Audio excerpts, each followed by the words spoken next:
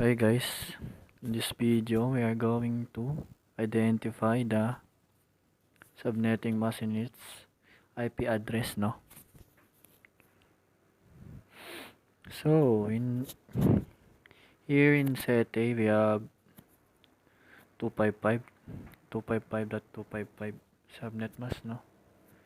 As you can see, meron tayong class A, class B, class C, no? And then naka-identify siya as or naka-classify siya as class A, class C, no? So, ang kanyang bit is 24.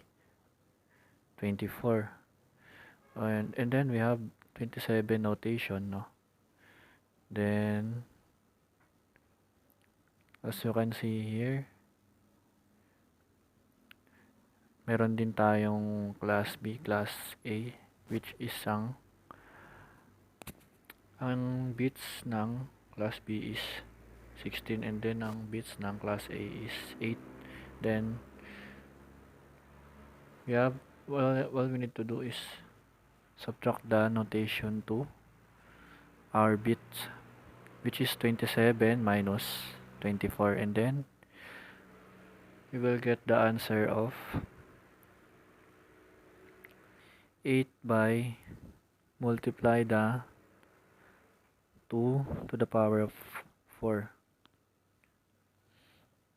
ay 2 to the power of 3, no?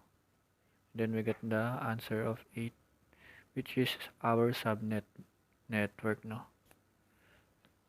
And our host naman is, nakita nyo, 30.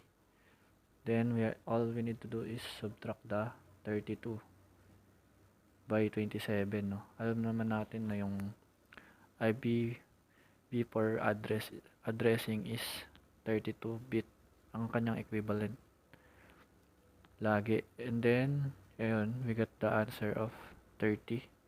32. Actually 32 yan, no? Binaynas lang natin siya sa 2. Kaya, naging 30 siya. Then, you will see the subnetwork from 1 to 8, no? We have 8 subnetwork, kaya meron tayong 8 na start and end, tsaka usable IP, no? Nakikita nyo, nagsimula tayo sa 100.0 and then we add 30. Yan yung kinuha natin galing sa host, no? And then plus 1 again to get the end subnet IP. That's why we get the answer of 100.31, 41, 95, 127, 199, and so on. And then we get the answer of 2224. And let's try to check it out in the binary, no? Or 128. We will just add 1 until we get the 224. So 128 plus 64 plus 32. And then we will get the answer of 224. And then the rest will be 0.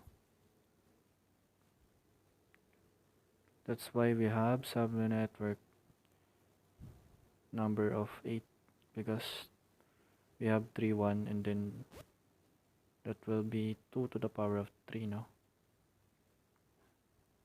And then we have 30 hosts dahil meron tayong 5 0. Then that will be 2 to the power of 5. We will get answer of 32. Then subtract by 2 and then we get the answer of 30. And that's our host.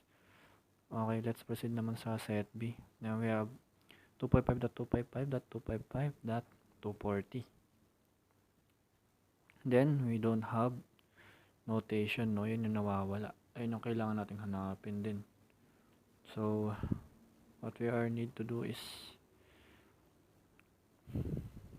we have to identify the binary first to get the subnetwork and its host. So 128 plus 64 plus 32 plus 16, and then we get the answer of 240, which is yung dulo nga ng IP address ng ating set B.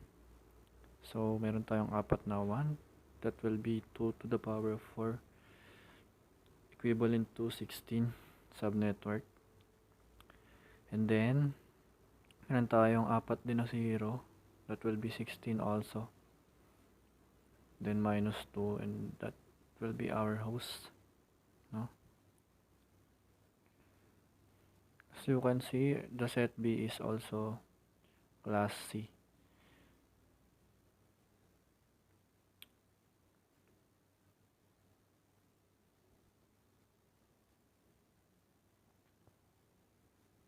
Ito yung kailangan mong gawin pag walang notation, no?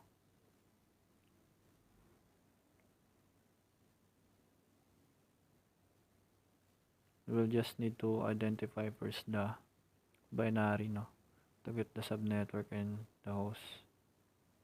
So let's check the subnetwork, no, from 1 to 16, and as you can see, the start subnet IP is also the same in set A, and then in the end of subnet we get the 15 because we add 14 from the host, and then we also add plus 1 to get the end subnet, and then we get the 240, which is yung dulong ano.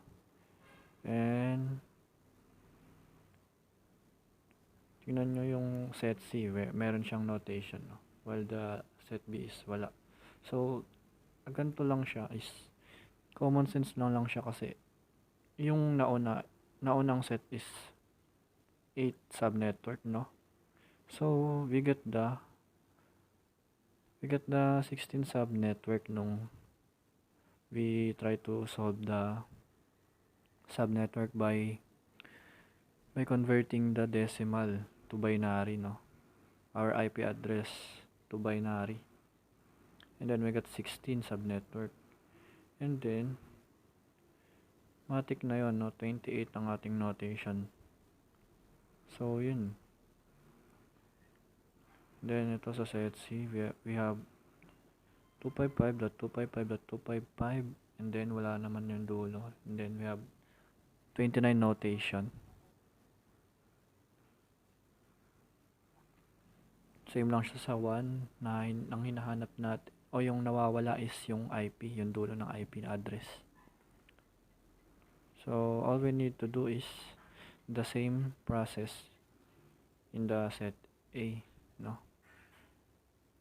We will just subtract the notation to the bits kung saan siya naka-classify. And then we identify na ang ating set C ay unclassified, no, kaya 24 din ang kanyang bits, no. So 29 minus 24, we get the answer of 5, and then 2 to the power of 5, we get the answer of 32. That's why we have subnetwork 32, no. And then ang ating host is 6 dahil 32 minus 29, no, we get the answer of 3, and then 2 to the power of 3, we get the answer of 8, then subtract by 2, we get 6, that will be our host in set C, no. And then as you can see in our subnetwork, we have 32, no, and our start is 100.0, also same as set A and set B. Then in our first of the end subnet is 100.7, no, and then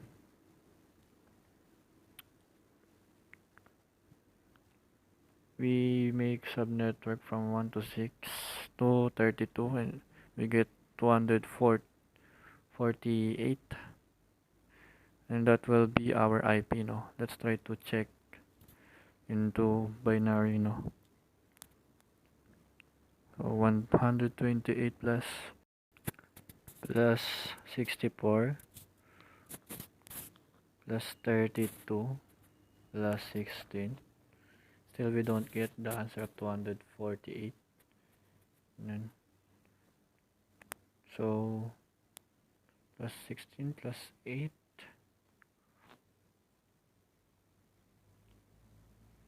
Still we don't get. So ayun, sumakto na sa 248. So our subnetwork is 32 kasi nga tama rin kasi from 128 to number 28 meron tayong 5 1 and then 3 0, no?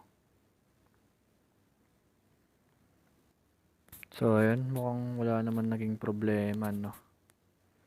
So that's it, guys. Sana naintindihan nyo yung video about IPv4 addressing, no? Subnet mask and its IP address. Yun lang guys. Salamat.